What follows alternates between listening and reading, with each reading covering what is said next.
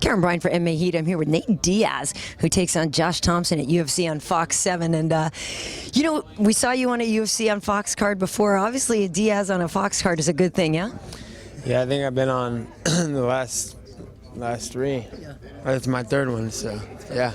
It's very nice. So what do you think the big difficulty is in facing someone like Josh Thomson? I know, he was in the UFC a long time ago. A lot of people know him from Strikeforce, but maybe they're so much more familiar with you. What do you think are the big challenges with him?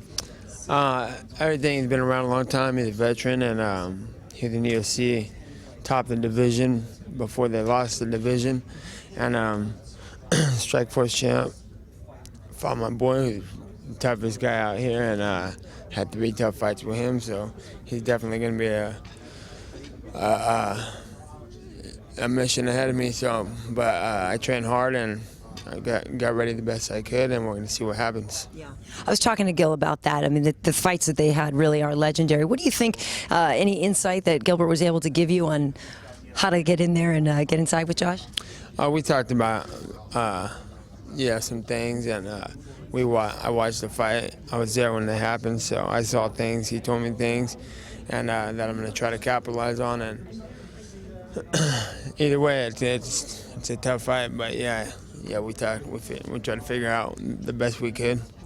And also, we know that your eye got messed up in the fight with Benson, and so you weren't able to perform the way that you wanted to. But what, after being in the octagon with Benson, what were you able to tell Gilbert about him?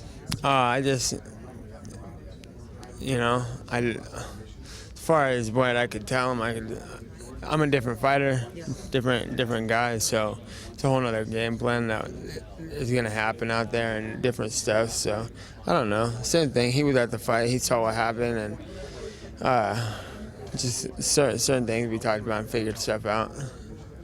How much did that bother you? Because we all know that you didn't get to fight the way you wanted to fight because of the eye. How much did that bother you, the way that fight went? It sucks, but this whole thing's a gamble. Fighting's a gamble. It's like, I feel I'm better than most everybody in this UFC as far as fighting's concerned. But you gotta perform, and it's hit or miss sometimes. But you gotta train hard and make sure it's hit every time. But unfortunately, last time it was a miss. So I just try to stay busy, capitalize, and not try to dread it too bad. That's what happened, and you can't get hit in the eye. You can't lose fights, but next time, if there's a next time, I'm gonna get that motherfucker, you know what I'm saying? Well, there'll be a next time. I think you're gonna be one of those title guys for a long time. I want to talk about what went on with Nick and the infamous tape now of the weigh-in situation. How did you feel about that? I'm sorry? Well, up in Canada, when there's the footage that came out where the guy said how do you feel about that? It's silly, the rules should all be the same. I fought Henderson, I was 0.6 over, I had to go run it off, and there's no question to ask, and I knew that, so I took off on a run right there. And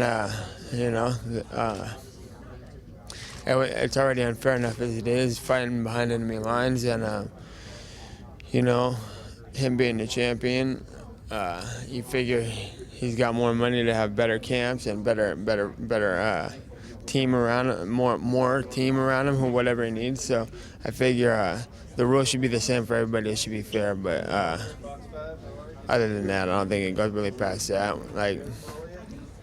And for you, in terms of making weight, I know you had your foray up at 170. I mean, do you still feel that 155 is the best weight for you?